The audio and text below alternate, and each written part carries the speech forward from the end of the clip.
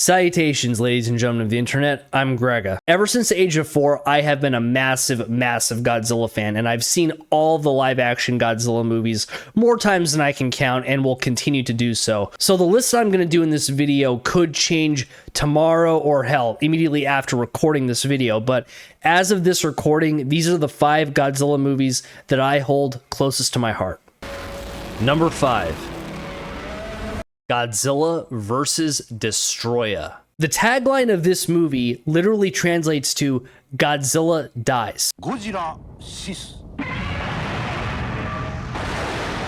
And I swear to God, seeing Godzilla die at the end of this movie was one of the most heartbreaking things that I ever watched as a kid. This is the final movie from the franchise's Heisei series, which is the second Godzilla series. The burning Godzilla featured in this movie is my all-time favorite Godzilla design. The magma-colored rashes on his body are the result of uranium from a massive volcanic eruption, superpowering him to the point where the nuclear reactor that is his heart is going to explode and destroy the entire world. What I love about this movie is that it wraps up the Heisei series by harkening back to the very original Godzilla movie. Godzilla's opponent in this movie, Destroya, is this devilish-looking crustacean monster, which was mutated by the Oxygen Destroyer, the weapon that killed the first Godzilla. Destroya is one of my favorite kaiju in the entire series. I love his design, and his purely malevolent nature makes him the perfect final boss for Godzilla to fight. He also has all these different forms that he can take, which is really cool. Like, he has his massive final boss form, he has his flying form, and this smaller arachnid form, which is featured in a really awesome scene battling the SWAT team, which is completely ripped off of James Cameron's Aliens. Oh, and speaking of aliens, Destroya can do this.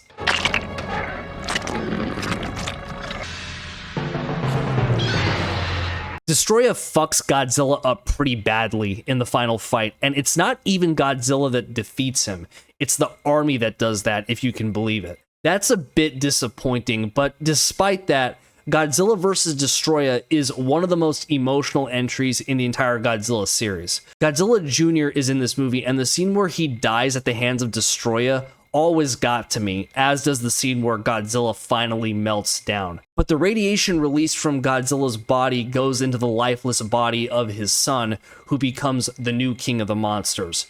It's an ending that could have been expanded upon in future movies, but it never was. All the same, Godzilla vs. Destroya was the perfect way to close the curtain on the Heisei series. Number 4. Godzilla vs. Mechagodzilla. The 1970s is not exactly the most acclaimed era for Godzilla films.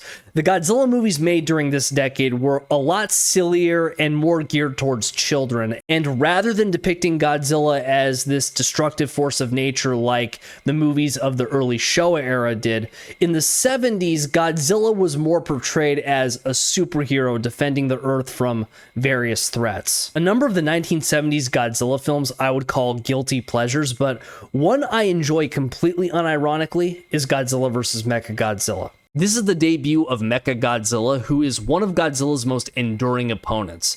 And in this movie, he's controlled by these aliens as their invasion weapon for a conquest of Earth. While the script of this movie isn't watertight or anything, I actually really like the human story of this movie, where archaeologists are trying to get the statue of Okinawan god monster King Caesar to his shrine so he can rise and fulfill a prophecy of saving the world from a monster that has risen to destroy it, that being Mechagodzilla. Godzilla is another monster foretold in the prophecy to rescue humanity from Mechagodzilla, and he just gets put through the ringer in this movie. The scene where Mechagodzilla unloads all of his firepower onto Godzilla is one of the best scenes in the entire series. And even though this movie overall has more of a light and fun tone than films from the early Showa era, there is a generous amount of violence and blood in this movie.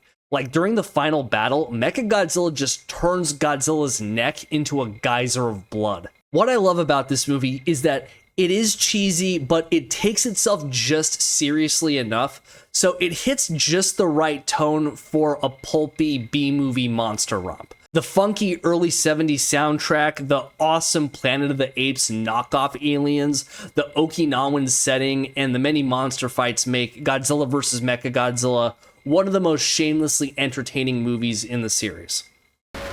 Number 3. Godzilla vs. Biollante. Growing up as a kid, I was constantly just dying to watch Godzilla vs. Biollante because for years, this movie was impossible to find in the United States. For many years, this movie was not available on DVD or Blu-ray in America, so the only ways really to watch this film were to get a Japanese copy and hope you could bypass the region coding bullshit, or go into a video store, hope it had VHS, and pray this movie was among the videotapes. That said, my love for this movie isn't just because I was starved of it for so much of my life. I love this movie because it has such a unique feel. There really isn't another Godzilla movie quite like it. The plot of this movie involves various parties in the genetics industry who are embroiled in an industrial war for Godzilla's cells after his attack on Tokyo in 1985's Return of Godzilla. And at times, this movie has the feel of an espionage flick. The director of this film, Kazuki Amori, was a massive fan of James Bond movies, and it really shows.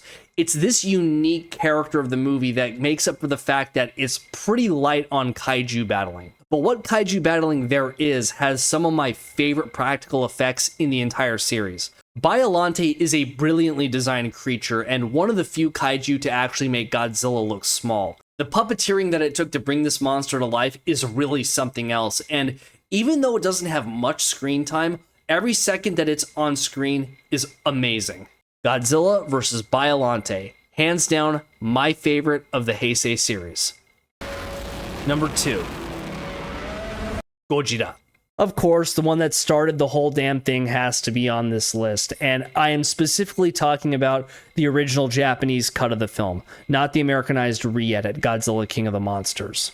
Envisioned as the living embodiment of nuclear destruction harkening back to the devastating atomic bombings of Hiroshima and Nagasaki, Godzilla is treated in his inaugural appearance as this unstoppable, destructive force of nature. And as most people know, the creature was portrayed by a man in a rubber suit, which launched the standard practice of suitmation that the series would use for decades. Now, it goes without saying that the effects in GOJIRA are dated, but for the time, they're beyond impressive. The low camera angles and the slowed down photography gives Godzilla this imposing sense of weight, and the model work is some of the best of the 50s. The movie treats Godzilla's attack on Tokyo like it's a real tragic disaster, and the cast imbues the film with a lot of gravitas, particularly Akihiko Hirata as Dr. Serizawa, whose sense of guilt at developing the oxygen destroyer runs parallel to the anti-nuclear message of the movie. 70 years after its initial release,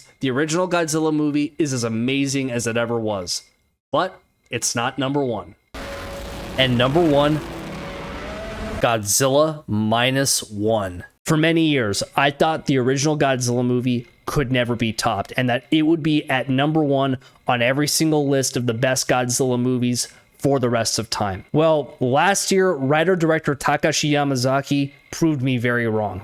I first saw this movie when I was visiting Japan prior to it dropping in the United States, and while I'm not good enough at Japanese to understand everything in the movie without subtitles, I still knew during that first viewing that Godzilla -1 had raised the bar for dramatic storytelling in the Godzilla series, and that word of mouth was going to carry the movie to unprecedented heights for the series in the United States.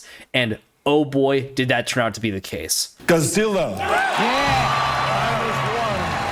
I know some might think it's ridiculous to put this as my favorite when it's not even 1 year old, but I can't help it. I absolutely adored Godzilla -1, and I saw it in theaters a total of 4 times. And the reason for my repeated viewings was not only that the monster action is breathtaking, but that I loved the characters so much and found its human story incredibly moving. Its protagonist, Koichi Shikishima, has an extremely compelling character arc. He goes from someone who is afflicted with survivor's guilt and feels he doesn't deserve to live after failing to go through with his duty as a kamikaze pilot during World War II and surviving Godzilla's attack on Odo Island when his fellow veterans died.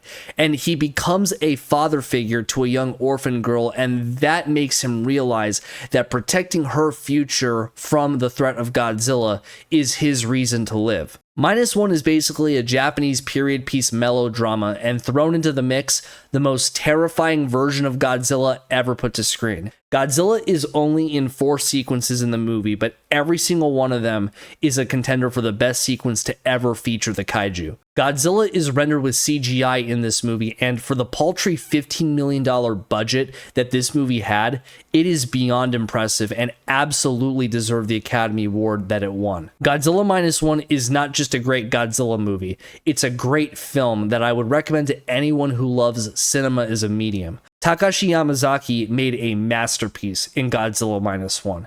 It's the best Godzilla movie, and it's also my favorite.